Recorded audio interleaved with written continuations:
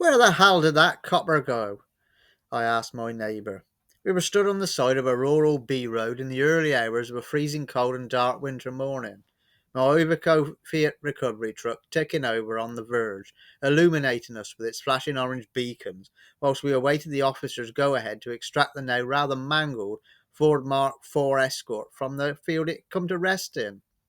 Having obviously hurtled down the hill at some highly ill-advised speed, the fast-looming curve in the road had proved too much of a challenge for the car's totally wasted pilot.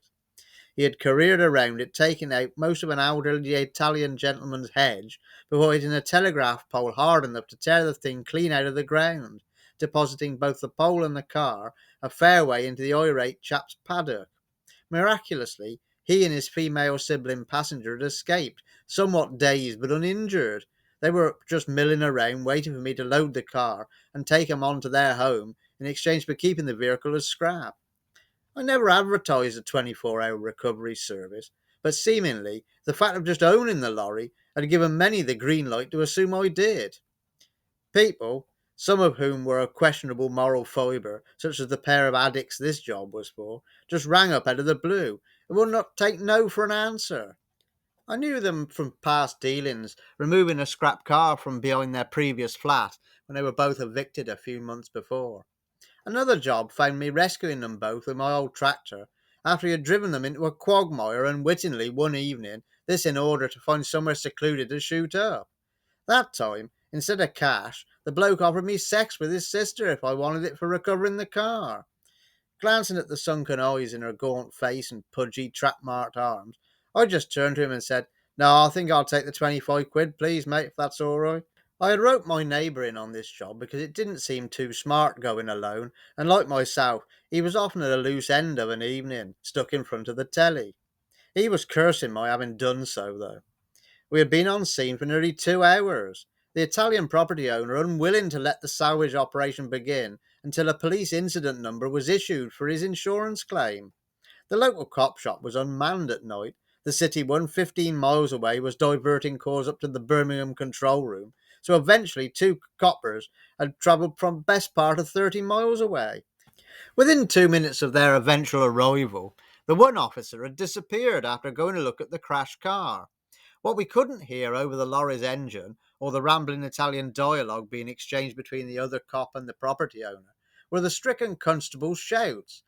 Only after his colleague became suspicious and went looking was he found, trying to scrabble out of a 4 foot deep hole with a very badly twisted ankle. This massive orifice being made on the telegraph pole's departure, but totally invisible in the darkness. Once helped out and into the rear of the patrol car, the forces of law and order left us alone to drag the car out of the field, kicking and screaming, and then return to the warmth of the truck's cab for our journey home. Maybe I had gotten too much water in my ears that morning in the shower. No, there it was again.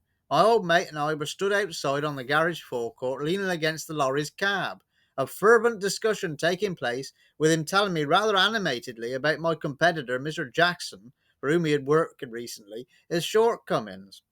The bloke's just a fuffing idiot, mate. I'm not going back there. I just stopped the lorry, got out, and told him I was fuffing well make my own way back. He continued, waving his arms about in annoyance at the recollection of the day's events before. Perhaps he had bitten his lip in these heated discourses the previous day, causing a temporary lisp. I wondered. Even when he calmed down, I still picked up what seemed like an impediment in his speech that had never been there in the years I had known him before. In the end, I could contain myself no longer. "Mate, what's happened to your mouth?" I asked. He looked at me puzzled. "Having trouble with certain words by the sounds. Fucking being one of them," I continued. My pal burst out laughing. "No, mate, it's down to my new missus. We're going away for Christmas with her parents and younger sister.